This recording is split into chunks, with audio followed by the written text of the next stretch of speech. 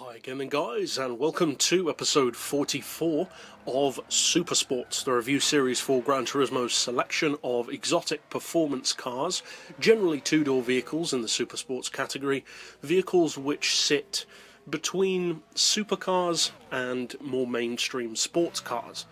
And in this particular pick we're featuring what I consider to be one of the best cars you can actually get in this category.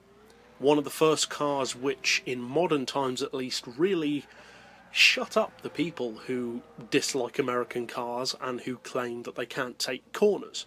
There are certainly cars back in the day which had some trouble on occasion, such as muscle cars, but the thing that many people seem to forget is that back in the day it wasn't just American cars that had bad handling. There were plenty of European and Japanese cars which weren't that great around corners. So the fact that American cars get kind of picked out so often for that form of stereotype is kind of annoying, because they wouldn't be as successful in racing as they are if they were awful. And this particular car, as I said just now, is one of the cars which really silences the people who would say otherwise, because this car is superb. It's one of the most dominant forces at the Le Mans and pretty much any race that it enters, and it's a brilliant super sports car on the road. It's formed the basis of countless tuning variations and versions, from the amateur-built version to the official purpose-built, from companies like Goldstrand, Lingenfelter and various others. Now this particular model is the C6 Corvette, and specifically the Z06. Now many people prefer the ZR1 for obvious reasons. It's more powerful, it's faster, it has the black roof and the upgraded bodywork, the rear wing, the clear plate on the bonnet where you can see the top of the engine, and all those things are cool, but I personally prefer the Z06. I like the more classic, simplified look that it has. I think it looks kind of chunkier overall than the ZR1 does. The ZR1 has more of a sleek appearance, which is great, but I prefer the Corvette to have a more simple, chunky looking design. Now this particular car, although not being quite as powerful as the ZR1, does have a larger engine. It's a 7-litre V8, one of the most popular engines in the world, and that engine can be tuned up to 919 horsepower. So it may not be as powerful as the ZR1, but it's still extremely powerful on GT6. And in real life, of course, you can get far more than that out of that engine. As far as torque, it puts out 772 foot-pounds, which is again more than enough for most situations, and it's pretty lightweight. 1164 kilos is perfectly decent, and thanks to that weight, combined with the huge power, it puts out 790 horsepower per tonne, which actually puts a lot of race cars to shame. So potentially this could be an amazing street car. So the question is, does it deliver on its very impressive spec? Well, as far as PP, it's pretty reasonable, I would say. Without the flat floor, it sits at 630 pp fully tuned, which is certainly not too high. It's very competitive at that level, especially for a street car.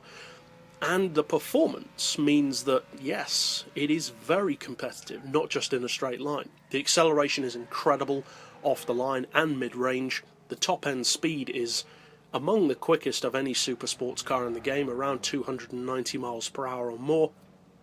And for its handling, well, the C6 Z06 was one of the cars which really put the Corvette on the modern map up against its oftentimes far more complex rivals from Europe and Japan, but it proved that America could most certainly compete on the handling level. And the C6 Z06, especially when it first came out, was a deeply impressive car in terms of track capabilities. Now for the price on the game, this is just under a 95 grand car.